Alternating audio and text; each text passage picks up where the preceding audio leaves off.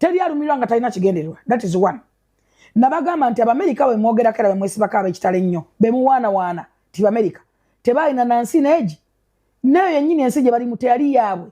Ensi yennyini gye baalimu teyali yaabwe. Ebigambo ebyo byentandise ne vidiyo eno kabadde katambi kensokodde oba kenjuzizza oba kentemyetemye okuva wakati mu program emanyiddwa nga omusunsuzi. Programu eno ebadde eweerezebwa ku TV eya Salt FM, si Salt FM ate twogera ku TV ogamba Salt FM.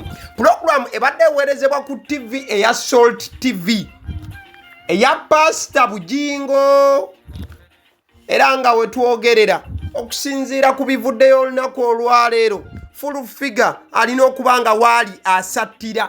Full figure si ye yekka Asattira. Senkubuge omukulu muzeyi oba mukulu Charles Senkubuge wali Asattira. Wakati nga abapresenta ba sheno bali mu kusattira ate n'omukulu atwala TV eno Pastor Bugingo wonna waali naye alina okuba nga asattira.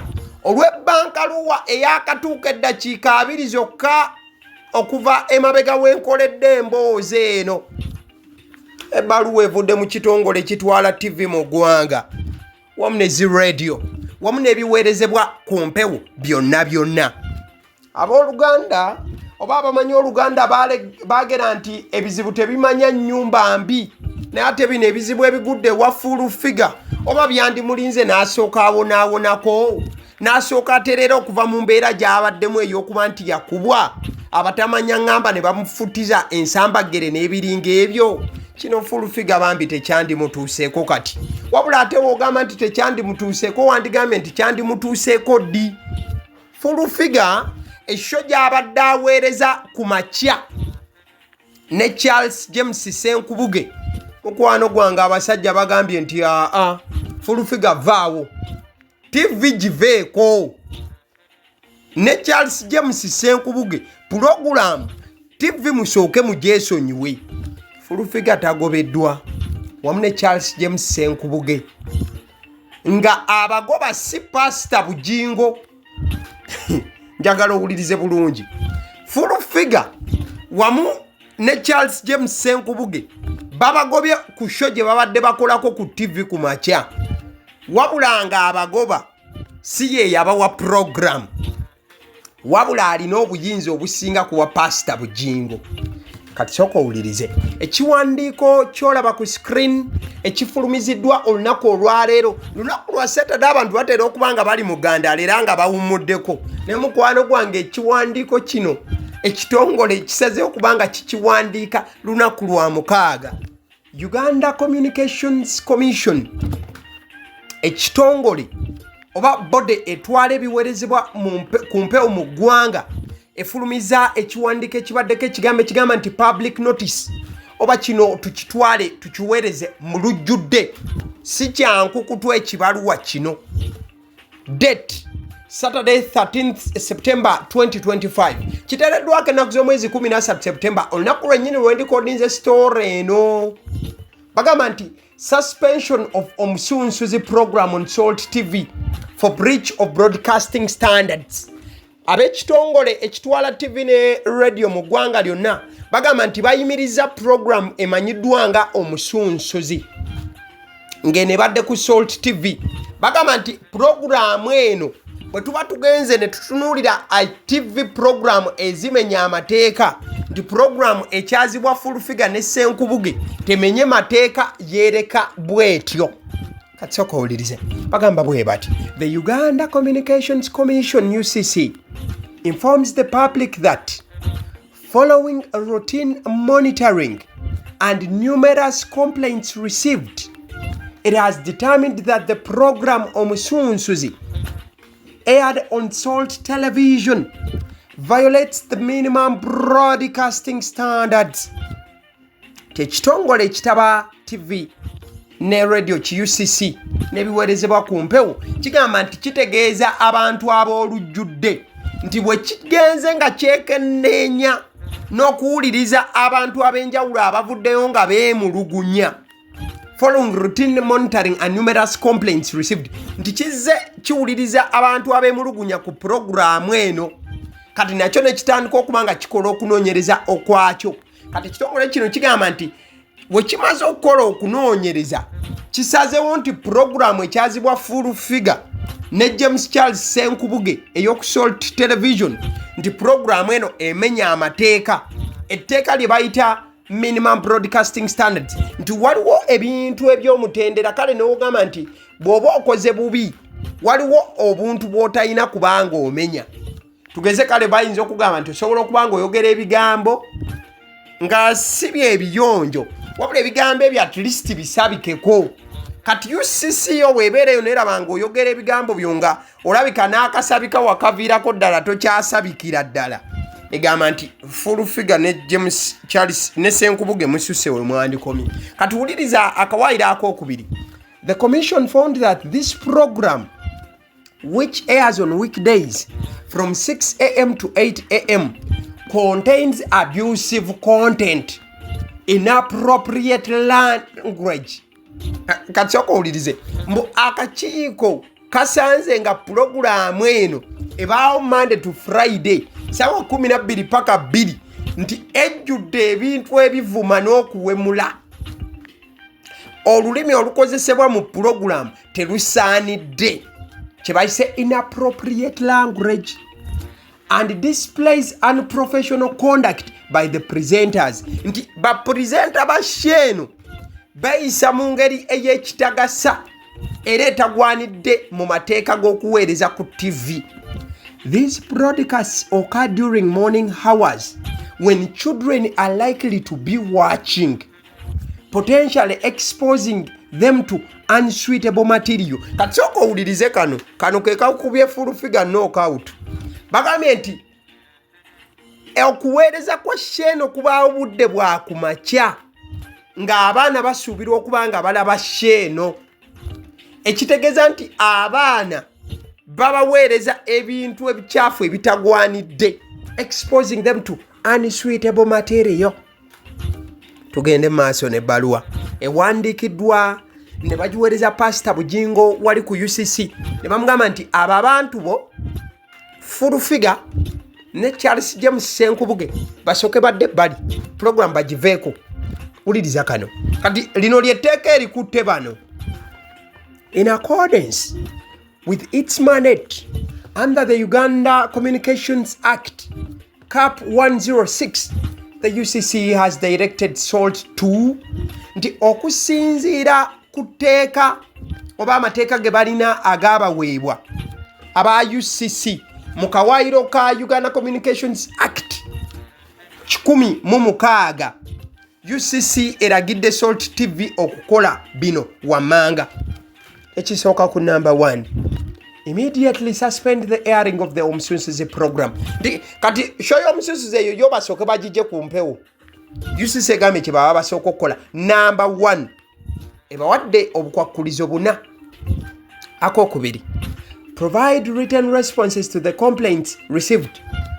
Provide written responses to the complaints received. Nti bano Full Figure wamu ne Charles James Senkubuge bawandiike ebbaluwa ez'enjawulo nga zaanukula okwemulugunya kw'abantu okuvuddeyo entakera.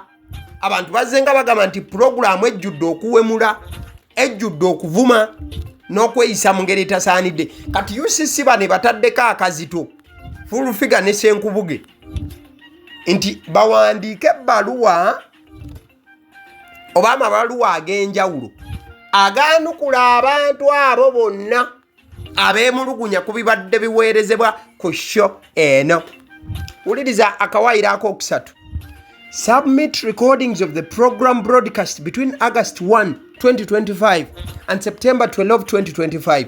Kati bagambye nti Full Figure wamu ne Senkubuge wamu ne SALT TV kwe babadde bakolera bakwate ebintu bye babadde baweereza ku mpewo bye baweereza okuva nga 1 August paka olunaku lw'eggulo September 12, 2025 bakwate recording ezo zonna baziteeke ku CD ne ku flash babiteeke mu kiboksi babyetike babitwale ku UCC etandike kulaba programu emu ku emu mumbate mulimu kiwemula osanga banaddizibwa omukisa ogw'okudda ku mpewo.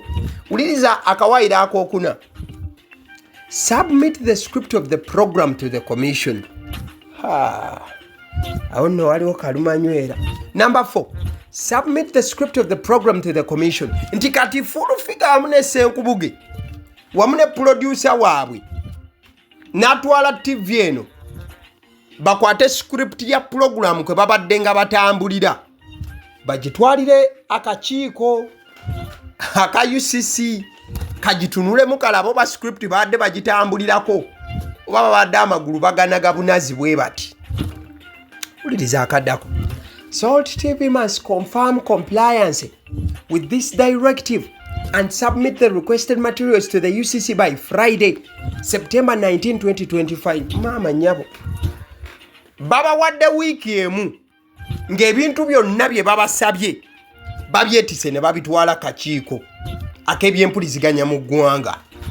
Babagambye nti Salt TV eyina okugoberera ebiragiro bino mu wikemu Friday ya wiki ejja balina obanga byonna babituteyo wali. Ulirize waddako. The UCC remains committed to protecting the public from harmful or offensive content and ensuring that broadcasters operate in compliance with the law and professional standards. Nti UCC esigala nga yeewaayo okukuuma abantu ab'olujjudde oba aba bulijjo ng'ebakuuma okuva eri ebintu bi content ebitasaanidde eby'obulabe ebirimu okuvuma ebirimu okutyoboola era nti UCC yo yeewaddeyo okulaba nti abaweereza ku mpewo batambulira ku mateeka. Wabula bino bigenze okutuuka nga Full Figure yakadda ku TV ennaku ntono nnyo mukazi wattu nga yakakubwa n'agenda ne ku kitanda katatagaba abadde yakadda ku TV we pa UCC ne mugamba Full Figure ogenze mu studio kukola kale tokiddamu. Kati sebe ebyana ebirabe nga Full Figure bamusavinze ebbaluwa wamu ne Senkubuge nga babagamba nti TV tebagiddako. Omanye ebyana bye bigambye kati obaali yakuba Full Figure ate yagenze n'awaaba eno n'abagamba nti ne byabadde aweereza mbu kati ate mbu nabyo bibadde birumira. Ebigambo by'abaana bagamba mbu omuntu alabika okuba nti yeenyigira mu kkubo ono ate alabika nga yafayirinze empapula ng'empapula ezo zafayiringa zirinamu eggumba. UCC we yatunudde mu kwemulugunya mu mpapula zino ng'ebyaddala emisango Full Figure ne Senkubuge gibakwata baba bavudde ku birambikibwa UCC ng'empeereza yaabwe ebadde evaako ku layini ne batandika okuba nti baweereza ebintu ebiyinza okuba nga bityoboola. Kati omuntu oyo ayinza okuba nti yabadde yamanyi bulungi amateeka bwe yataddeyo complaints ze UCC neziwuliriza nga ntuufu. Wabula ate ekyo ng'okiggyeko waliwo bannamawulire ab'enjawulo abeemulugunya edda ku programu eno. Waliwo munnamawulire omu akola ku side awo ku monitor ye yavaayo n'agamba nti ajja kufayiringa asamuninge UCC agigambe lwaki shene ekyali ku mpewo. Oyo si ye yekka, waliwo kwera ne munnamawulire yaliko ku bukedde gye buvuddeko kati yavaayo n'agamba naye lwaki tetusamuninga UCC tugibuuze lwaki programu eno ekyali ku mpewo. Kati nno we twogerera mukwano gwange balabika nga bulijjo abavaayo ne balaga obukaawu n'okwemulugunya ku programu ebeerako Full Figure Jennifer Nakangobi wamu n'omukulu Senkubuge oba goyinza okuyita Charles James Senkubuge ababadde beemulugunya ku bano balabika nti basiza ekikowe era wiikendi baakugiryanga bayiikirwa amanzaali olw'ensonga nti Full Figure abadde alina okomawo ku lunaku lw'Emmande aweereze bulungi abalabi be. Oyogera ki ku nsonga eno? Kyakala kutegeeza ku bannaffe aba Honey Bites balina package y'abaana badda ku masomero. oyagala daddies, oyagala kubeera nti buli kalonda gosobola okuba nti ow'omwana ngadda ku ssomero. Daddies, mawogola, bagia, yogera ku donuts, yogera ku cupcakes, pizza mu buli size. Lwakuba pizza zo ziba za kuwangaala. Pizza ogiryange eri fresh eyo bagikolera ne bagikudelivaringira. At the same time bakola cakes eza buli mukolo. 0709787508. Kaleke kamu kakutegeeze ku bannaffe ba Alson Painters UG. Omulimu gwe bakola bakuba nti bakusiigira ekizimbe kyo oba ebizimbe byo langi. Osobola n'okubeekwata n'ogamba nti Alson Painters UG nze mmwe bansiigira langi. Ekintu nkibakwasiza contract yiyo ne mutuula ku meeza ne mwogera kagwe buli wozimba Alson Painters UG be bakusiigira langi ebizimbe byo ku 0705 193636 ne bwe kibanga ekizimbe kikadde bakisiiga langi ne kidda bupya bakooneko bukoonyi. Njagala okutegeeza eddoboozi erituula emabega w'omuzindaalo buli kadde si ddoboozi ddala lyeryange abasiddiyo omusunsuzi. Nakugamba nti information nga bwe betuusewo bwe tugireeta tetuteekamu byaffe ate tetutoolamu ate nga information tugireeta nga eri breaking bwe banga yakagwawo wepa okebera bukebezi kwagaliwo nogamba agaliwo information agituwadde ebeerawo mukwano gwange. Kati gwe kyolina okukola kya kusubscribinga noteekako ne ka notification bell nti buli information bwejja ogifunirawo liking a video.